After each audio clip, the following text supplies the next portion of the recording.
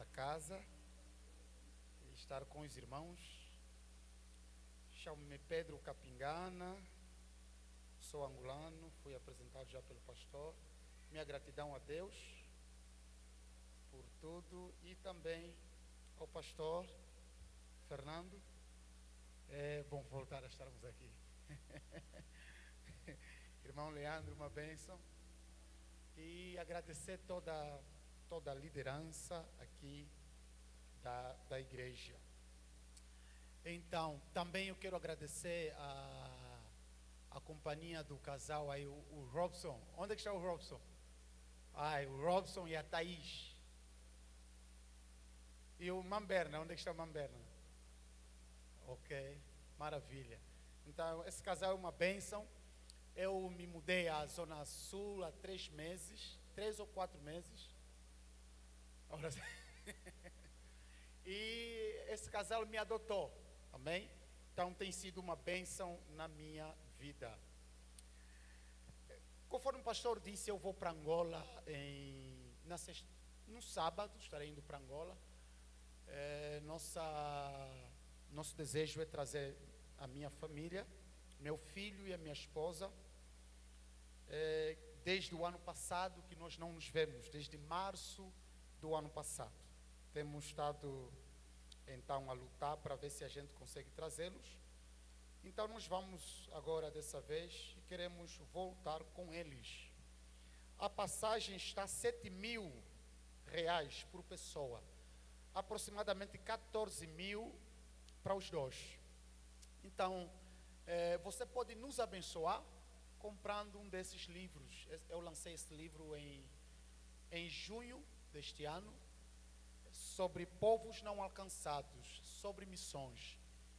Então, quem esteve cá da última vez que eu ministrei aqui, então, aquilo é um pedaço desse livro, é apenas uma parte desse livro. Você pode, então, adquirir lá fora.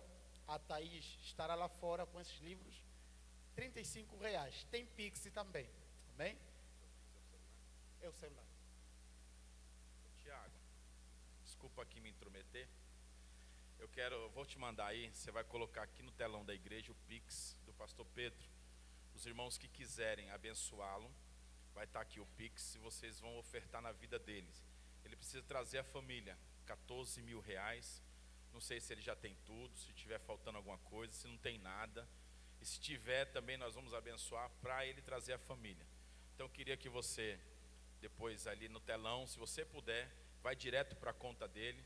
E você também podendo, adquira lá o livro que ele vai apresentar aqui.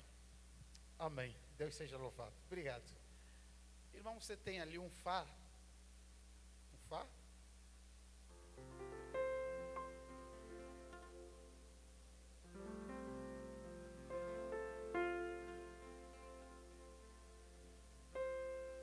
Você consegue reduzir meio tom aí, por favor?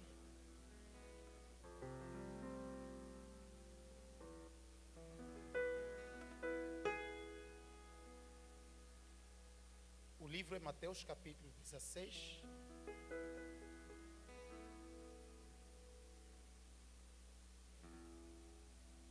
Quem encontrou, diz aí amém.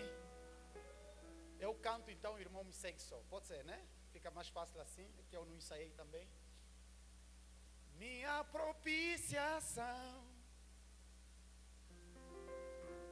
minha confissão, meu tudo em tudo. Minha propiciação, minha confissão, meu tudo em tudo. Minha propiciação, minha confissão, meu tudo em tudo. Minha propiciação, minha confissão, meu tudo em tudo. Minha propiciação,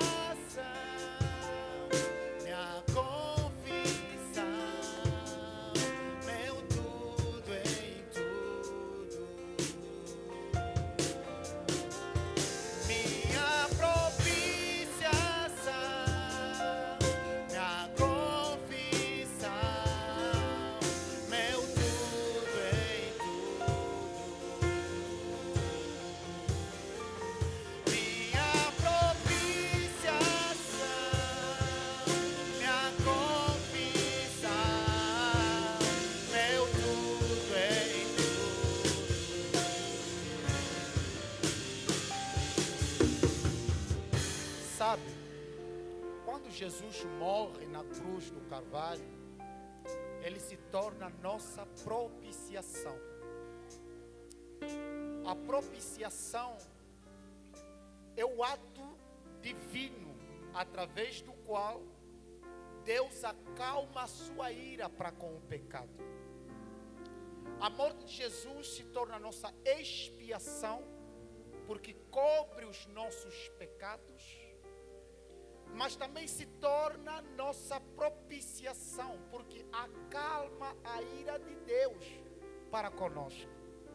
Ao pecarmos, Deus está irado.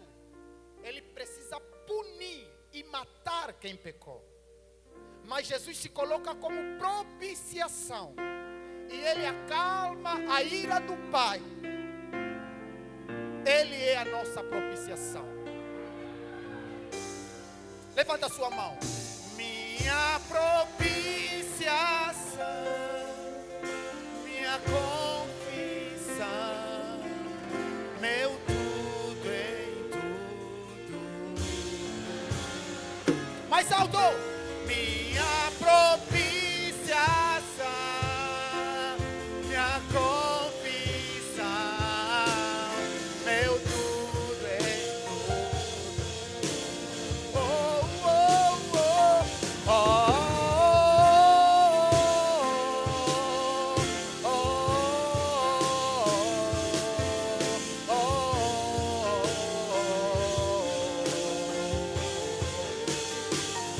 oh.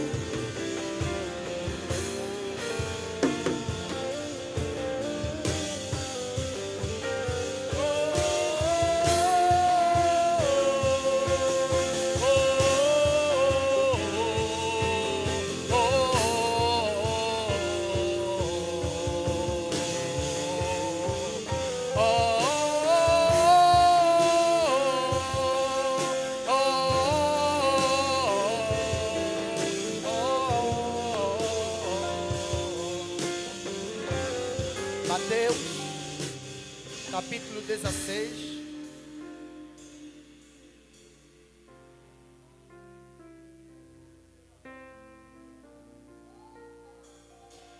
Versículo 17, diz assim, Mateus capítulo 16, versículo 17.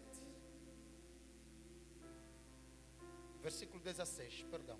E Simão Pedro respondendo disse: Tu és o Cristo, o Filho do Deus vivo.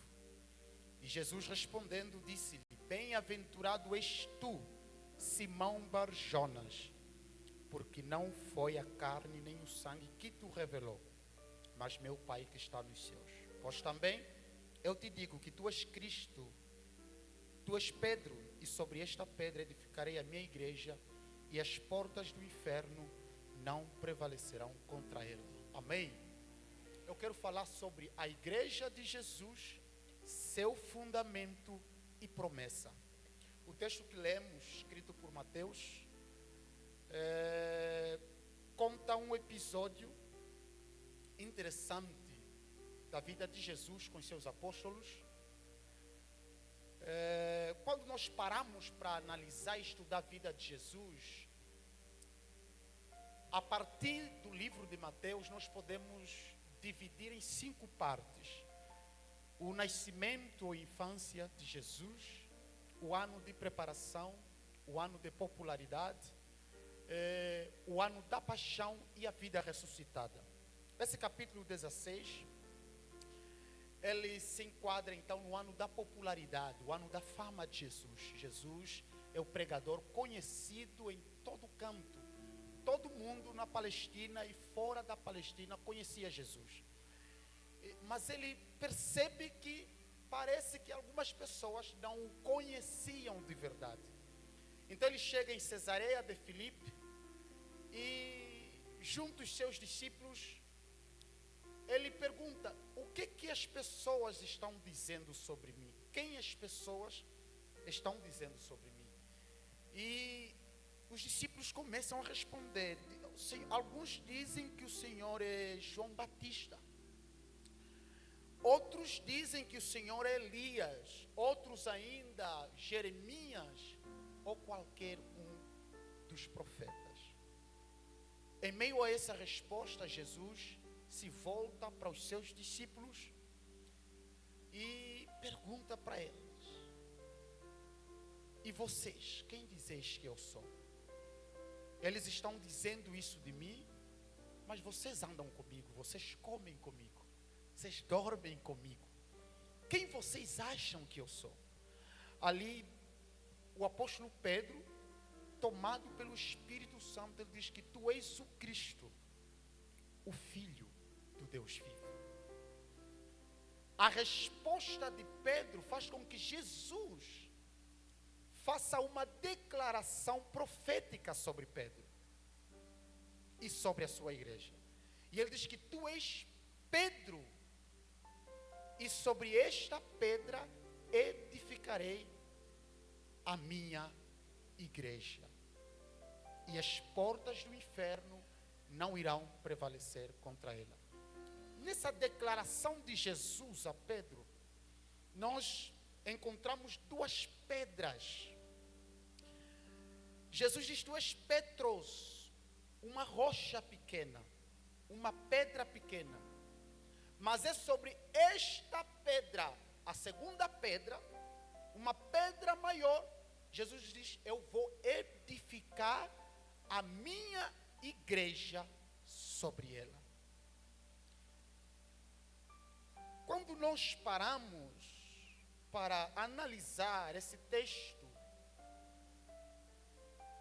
Jesus, a resposta de Pedro é uma resposta singular.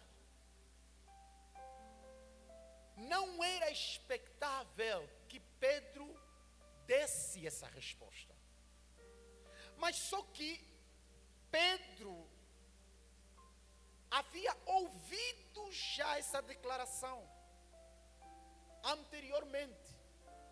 No livro de Lucas, no capítulo 4, quando Jesus sai de Nazaré e vai para Cafarnaum, vai para as terras de Zebulon, ele chega a entrar na casa de sogra ou da sogra de Pedro, que estava doente, e Jesus cura ela.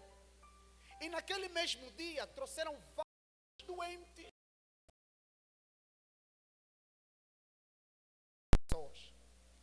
E os demônios que saíam dessas pessoas diziam: tu és o Cristo, o Filho do Deus vivo.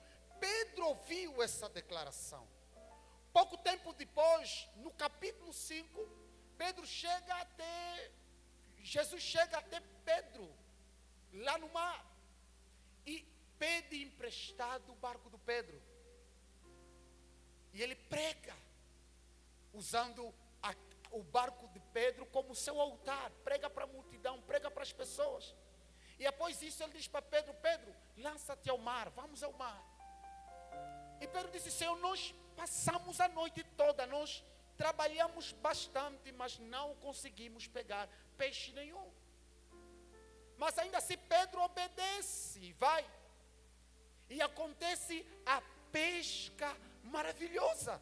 Jesus diz: lança a rede. Chegou a um lugar, Jesus disse: lance a rede aí. Eles não andaram muito. Jesus disse: lance a rede. Ele lançou a rede. E quando ele puxou a rede, havia muito peixe.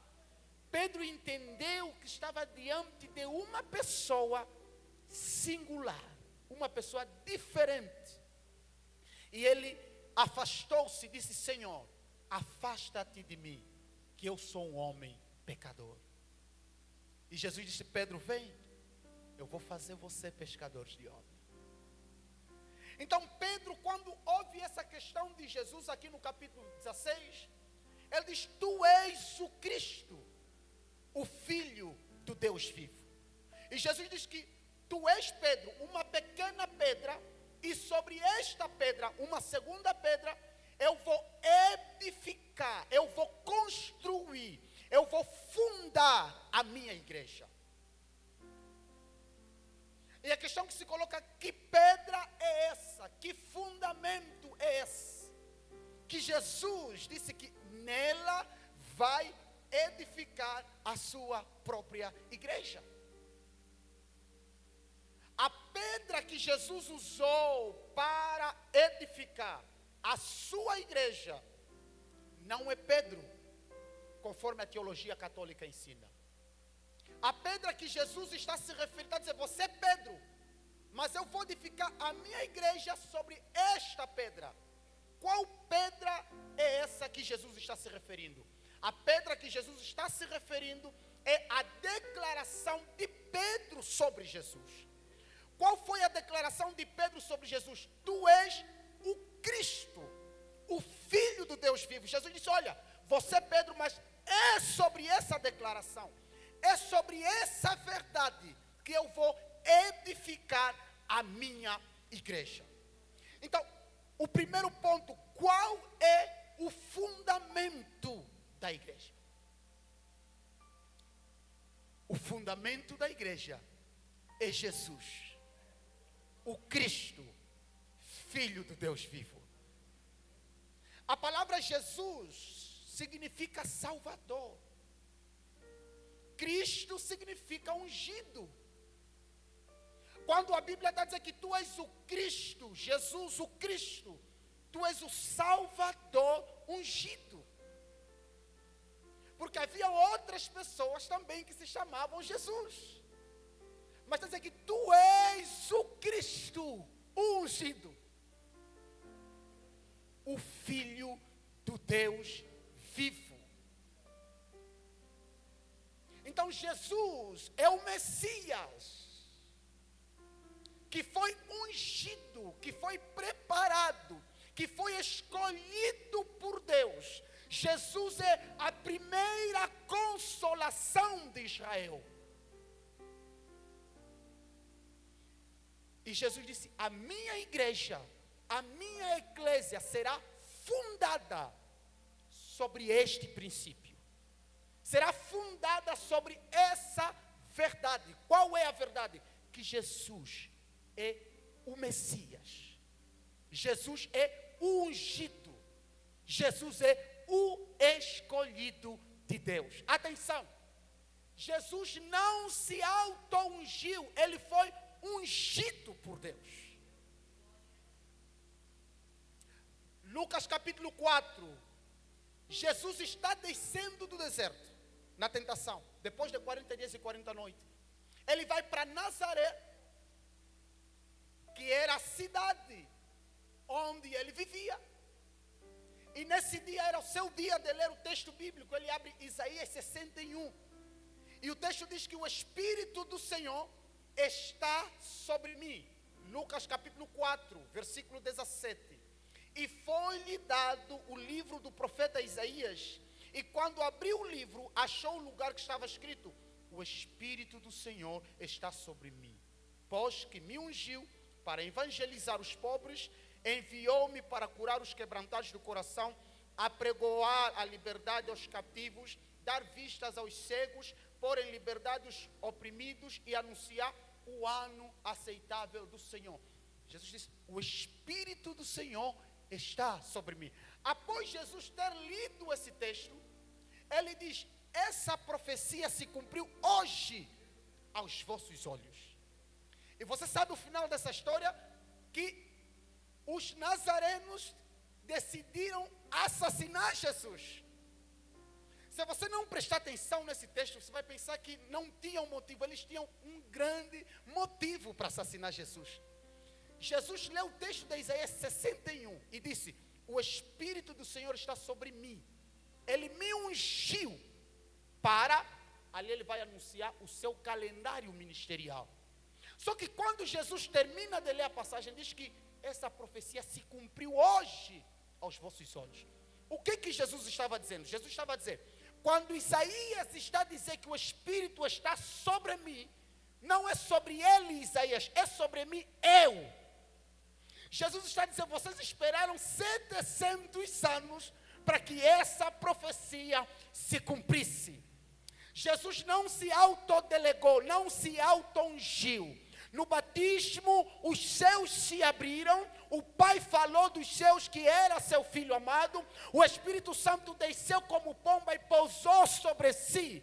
Então não foi qualquer pessoa que ungiu Jesus, o próprio Pai o ungiu com o Espírito Santo.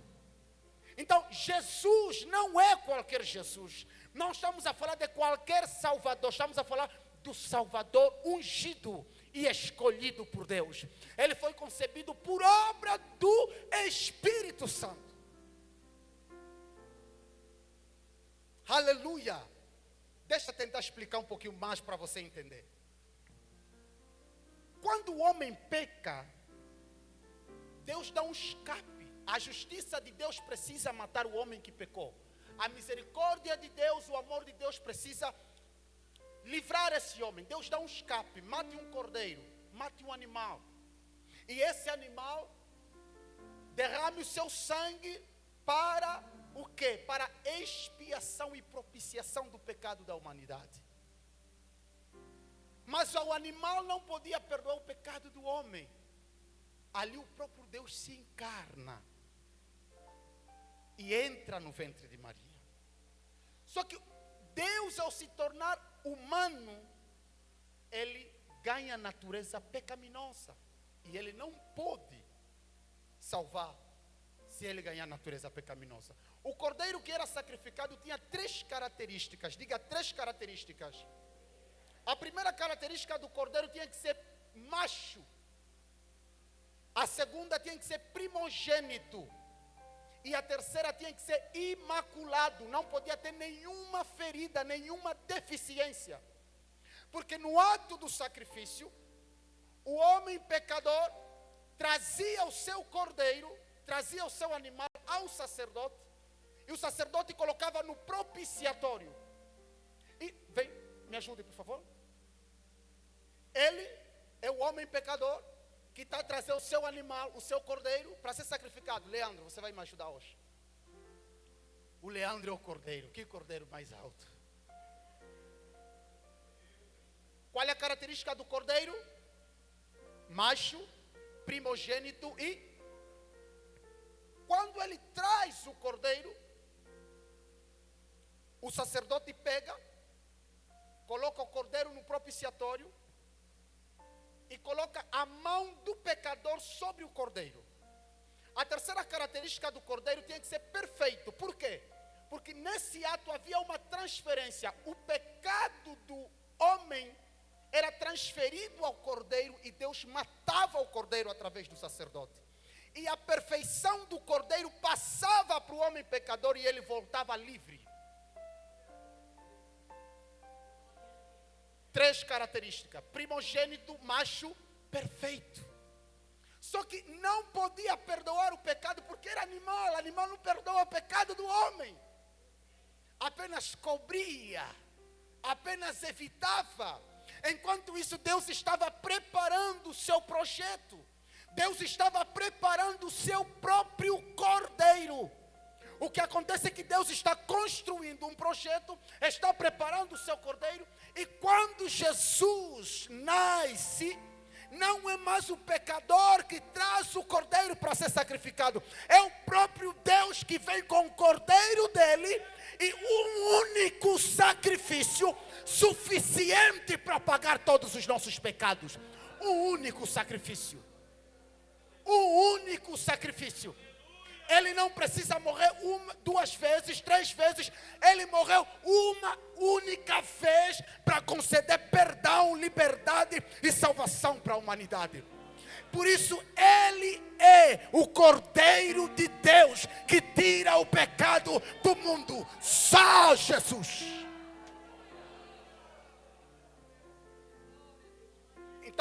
Quais são as características? Macho, primogênito, macho, perfeito. Então, tem que ser um homem a morrer pelo homem.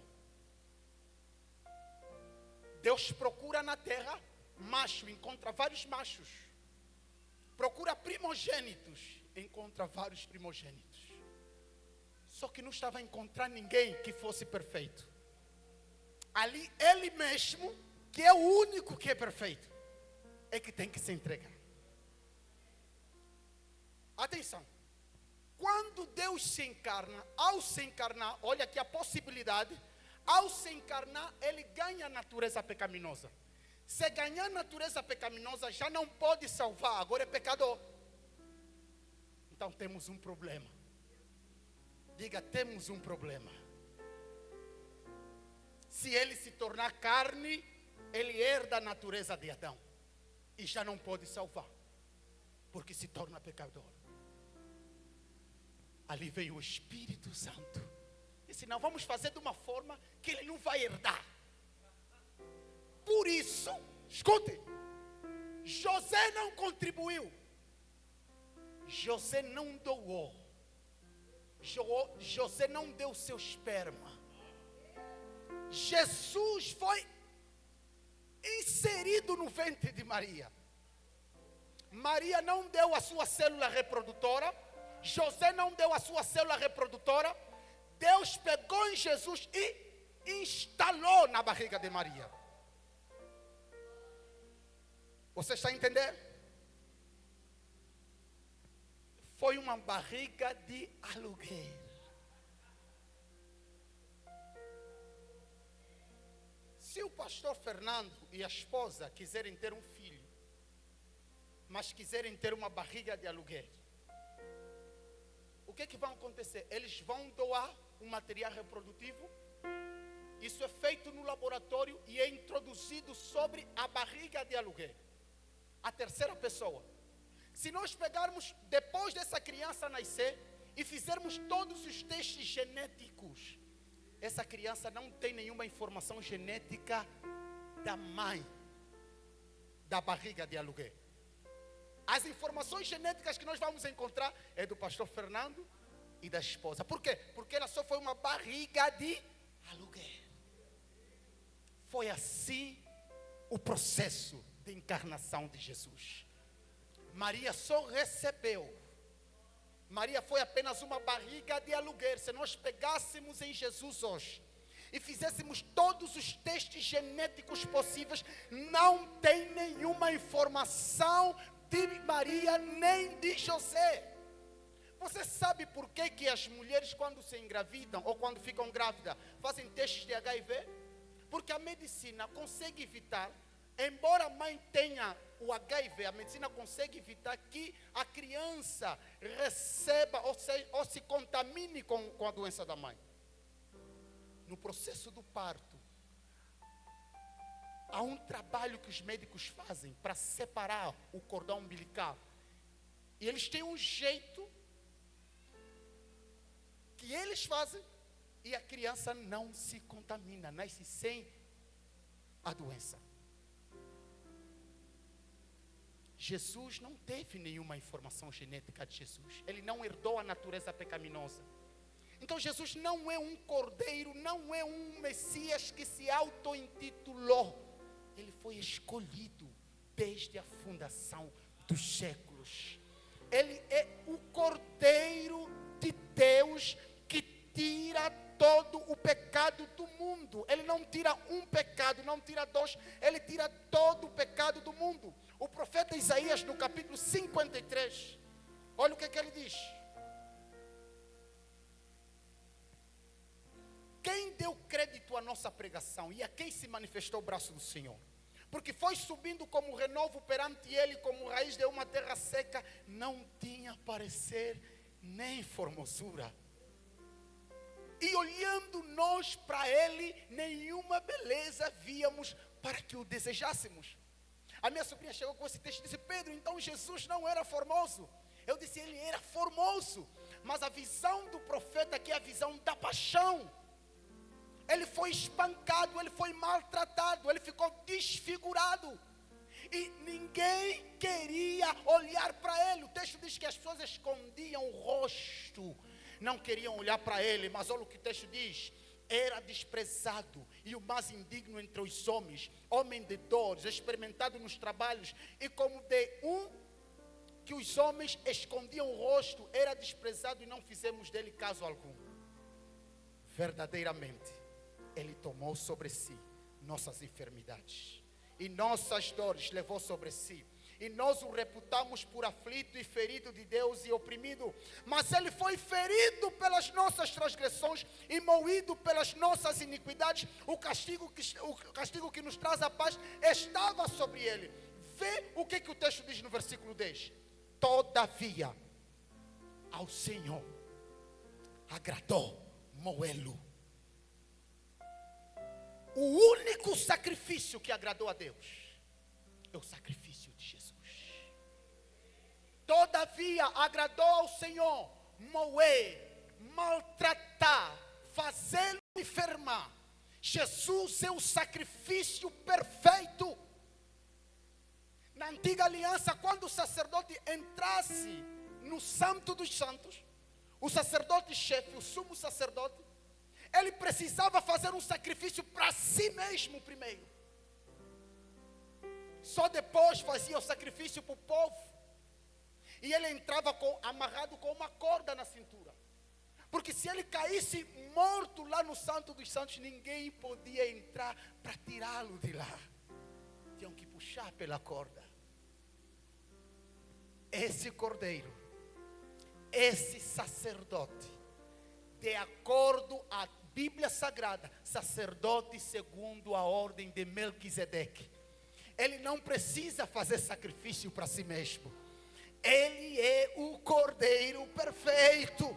Ele é o sacrifício perfeito. O sangue que verteu na cruz não é sangue de qualquer um. Não é sangue de galinha, de porco, de boi. É sangue do Cordeiro de Deus que tira todo o pecado do mundo. Não existe pecado nenhum que possa suplantar o sacrifício de Jesus. Não existe problema nenhum que possa suplantar a morte de Jesus. Jesus morreu e Ele tem perdão para todos. Perdão para os nossos pecados de ontem, dos nossos pecados de hoje e dos nossos pecados da manhã. Glória ao Cordeiro de Deus. Este é o fundamento da igreja. Esta é a mensagem que a igreja prega. Jesus. Somente Jesus. Somente Jesus. Ele é ungido. Foi ungido pelo Espírito Santo. A Bíblia diz que ele é a pedra angular.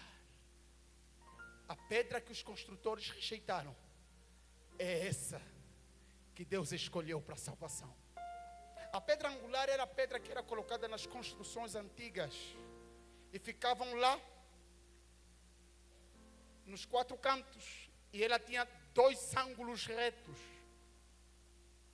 e toda a construção era feita por cima dessa pedra. É a pedra principal. Esses 2 ângulos retos, a Bíblia está dizendo que Jesus é essa pedra angular. Um ângulo para a salvação daqueles que creem e outro para a perdição daqueles que não creem. Jesus é o Cordeiro. Jesus é o sacrifício perfeito. Atos capítulo 4, versículo 12. E em nenhum outro há salvação. Nenhum outro nome nos foi dado pelo qual nós devamos ser salvos. Apenas Jesus. Ele é o Messias. Ele é o ungido. Outra coisa importante. O cristianismo é uma religião exclusivista. O cristianismo não é exclusivista porque nós dissemos que é.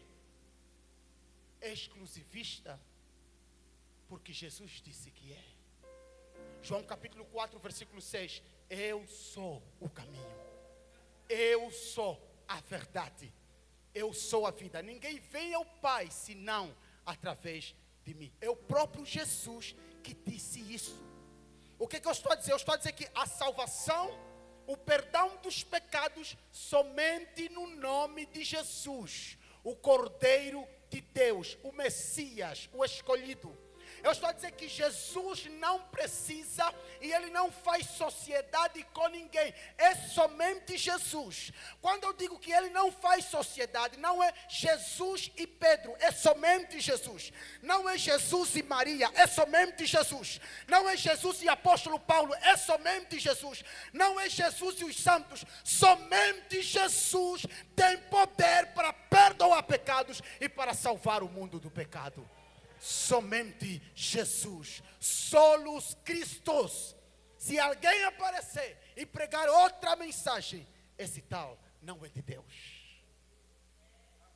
Cristo, somente Ele. Não é Cristo mais o profeta fulano. Não é Cristo mais o pastor presidente. Não é Cristo mais o pregador. Só Jesus. Agradou a Deus moer a Jesus. Este é o fundamento da igreja.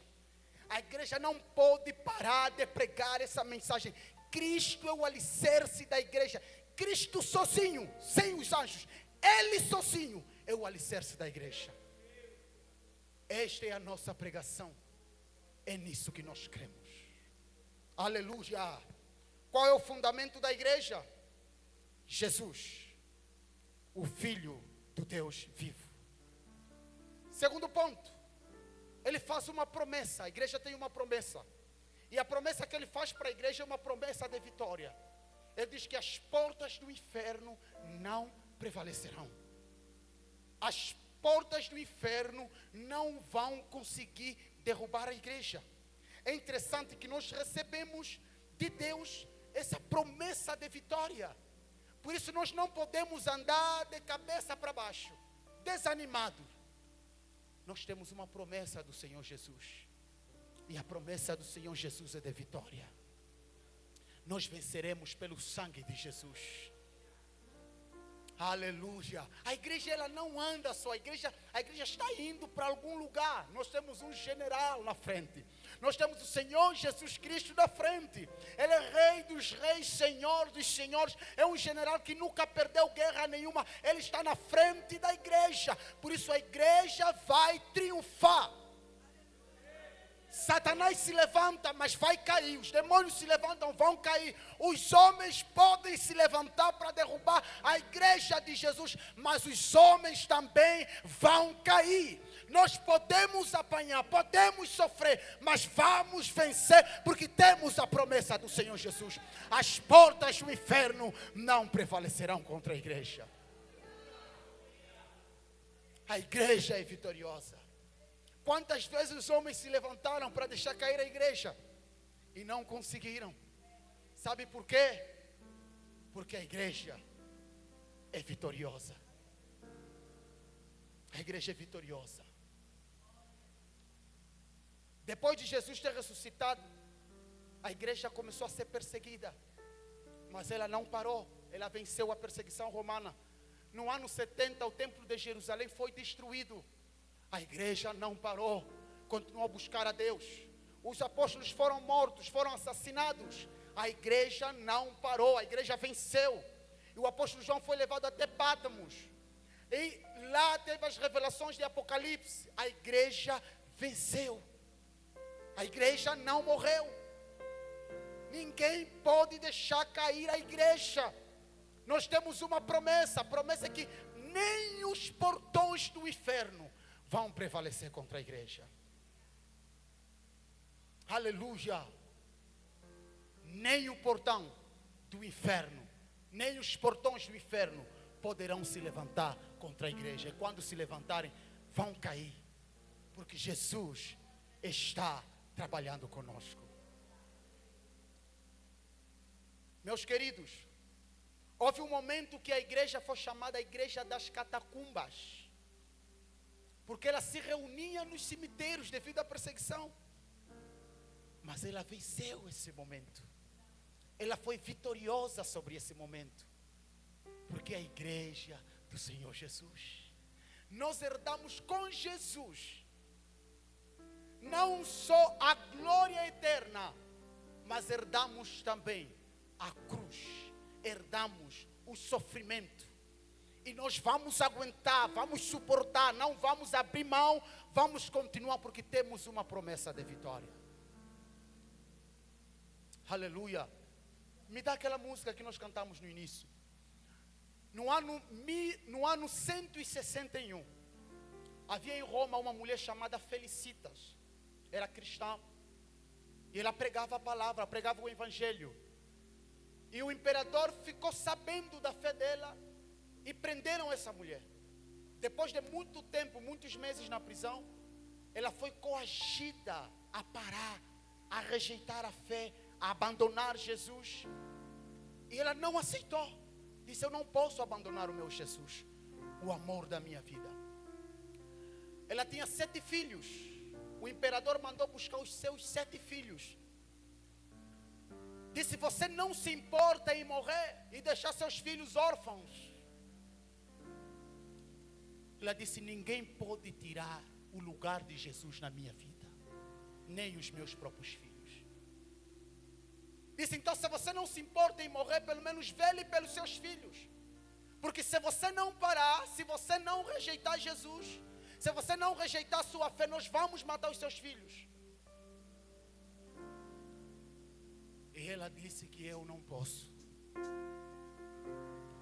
Ela, depois de ter sido violentada, espancada de toda forma possível, com dores, amarrada, algemadas, olhou para os seus filhos e disse para eles: filhinhos, vocês se lembram das histórias que a mamãe contou para vocês sobre Jesus? E eles acenaram a cabeça, olhando para sua mãe: sim, mamãe, nós nos lembramos. Disse: vocês estão prontos para encontrarem o Senhor Jesus agora? Ele está esperando por vocês. A mãe falava isso olhando para os seus filhos e chorando. E a mãe olhou para o homem que estava interrogado e disse: você não vai fazer com que os meus filhos sacrifiquem para os seus deuses, para os seus ídolos. Eles adoram apenas um Deus, e esse Deus chama-se Jesus Cristo de Nazaré. Então pegaram no primeiro filho, chamado Januário, e açoitaram aquela criança com um chicote que tinha pedaço de ferro nas pontas. Açoitaram aquela criança ao ponto dela cair desanimada, desfigurar todo o corpo, a cabeça toda ficou desfigurada, e ela caiu sem gemer naquele chão. E disseram para ele: você ainda tem 6 filhos, negue Jesus. E ela olhava para os filhos que estavam na lista a seguir: esteja preparada, criança, o Senhor Jesus Cristo está esperando você na glória. Pegaram os 2, Félix e Filipos, e agrediram essas crianças com paus até a morte, para que ela parasse. De seguida, pegaram em Silvano e deitaram-no do alto a baixo, e ele caiu morto. Pegaram os 3 últimos e decapitaram as cabeças dessas crianças na frente de sua mãe. Mas ela não negou Jesus. Ela não parou. Ela não rejeitou a sua fé.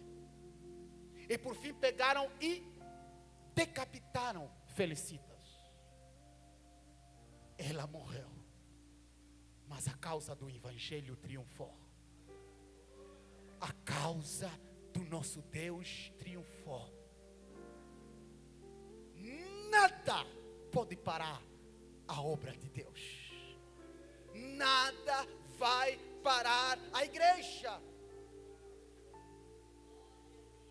No século IV, um grupo de soldados romanos na Romênia, 40 soldados, haviam aceitado Jesus. E eles, nas suas empreitadas, pregavam o evangelho às vilas e aldeias onde iam. O imperador ficou sabendo e prendeu esses soldados. Eles disse: vocês devem parar, vocês têm que negar Jesus. E eles não pregaram, não pararam, continuaram.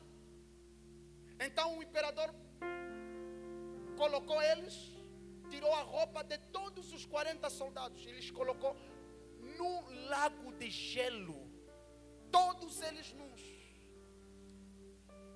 E por fora ele colocou uma banheira de água quente e uma toalha. Disseram: apenas negue Jesus, apenas rejeite a sua fé, apenas diga que você vai parar e você vai tomar um banho quente.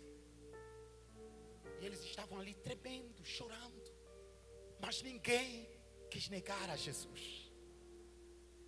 Até que um dos soldados saiu, decidiu negar. E quando ele saiu para ir tomar um banho quente, um dos soldados que estava assistindo tirou a sua roupa e voltou no lugar dele. Disse: eu preciso desse Jesus. Se coloca em pé no nome de Jesus. O nome de Jesus é o nome que está acima de todos os nomes. Anjos nos céus o adoram. Os 4 seres viventes o adoram. Jesus, o nome que está acima de todos os nomes. Este é o fundamento da igreja. Ele é o Cristo, Ele é o Salvador, Ele é o capaz. A Bíblia diz que João estava chorando nos céus, porque não havia sido achado ninguém digno de desatar os selos, de abrir o livro e desatar os selos. Até que disseram para ele: existe um, Jesus, Ele é digno. Aleluia, levanta a sua mão. Oh, aleluia. Minha propiciação, minha confissão, meu tudo em tudo. Minha propiciação, minha confissão,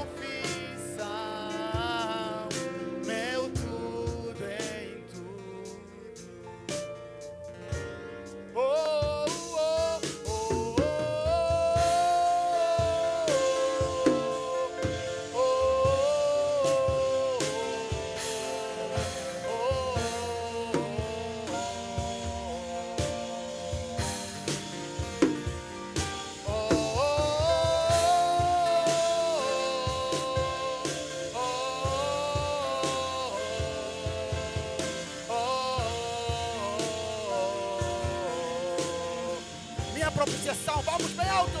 Minha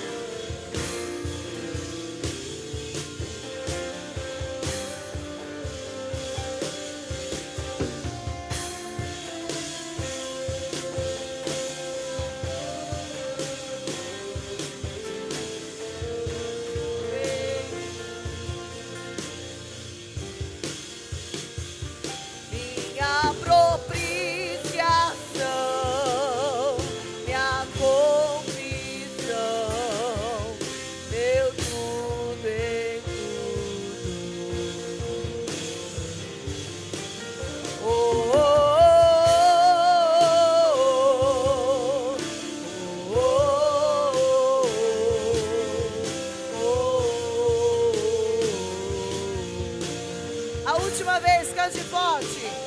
Minha propiciação, minha confissão, meu tudo em tudo. Minha propiciação, minha confissão, meu tudo em tudo. Quem pode dizer amém? Tome o seu lugar, por favor.